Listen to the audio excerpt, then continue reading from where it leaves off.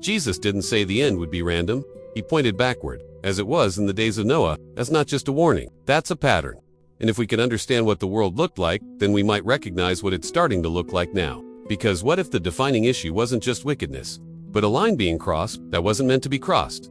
In Matthew 24:37, Jesus makes a striking statement. As it was in the days of Noah, so it will be at the coming of the Son of Man. Most people focus on what comes next. People eating, drinking, getting married, living normal lives, but that's not what made Noah's world unique. So pause there, because this is where most people stop digging. To understand it, you have to go back to Genesis 6, because that's where something unusual happens, and then everything changes. In Genesis 6, we get a brief but loaded statement. The sons of God saw that the daughters of men were beautiful. And then, a boundary is crossed, and the world doesn't recover from it. The text doesn't explain much, but ancient readers noticed that, and texts like the Book of Enoch attempt to expand on it. Now lean in here, because this is where it gets uncomfortable. They describe beings, often called watchers, entering the human world, interacting, teaching knowledge that reshapes civilization, metalworking, weapons, hidden practices.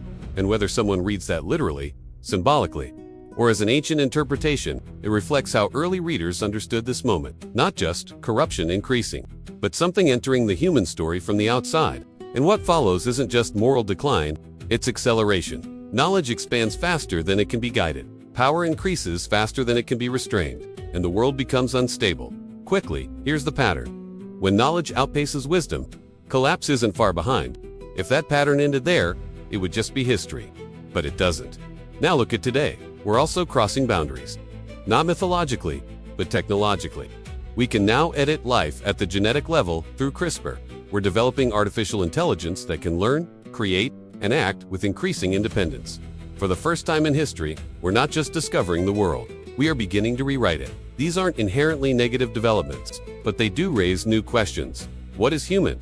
Can it be enhanced, merged, redefined? And just like in Noah's time, the shift doesn't feel dramatic, it feels gradual, normal, even beneficial, until one day, the world looks fundamentally different, and no one can point to when it changed. In Genesis, it says before the flood, all flesh had corrupted its way. Not just behavior, something deeper, something systemic, a breakdown in the structure of the world itself. And yet, people kept living normal lives, eating, drinking, building, exactly as Jesus described. Step back, and the pattern becomes clearer. Eden, alignment, the pre-flood world, acceleration and corruption. The flood, reset. And now, we're watching similar pressures build again. Not identical, but recognizable. Because patterns don't disappear. They echo. And sometimes, they return in new forms. So when Jesus said, as it was in the days of Noah, he wasn't just describing chaos, he was pointing to a condition. A world where boundaries are crossed, knowledge accelerates, reality itself begins to shift, and normal life continues. Until suddenly, it doesn't.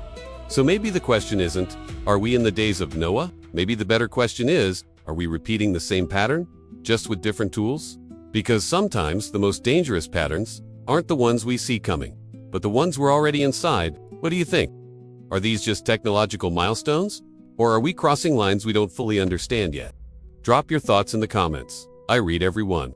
And if you've been following this origin series, this is where it all starts to connect. Because history isn't just something we study.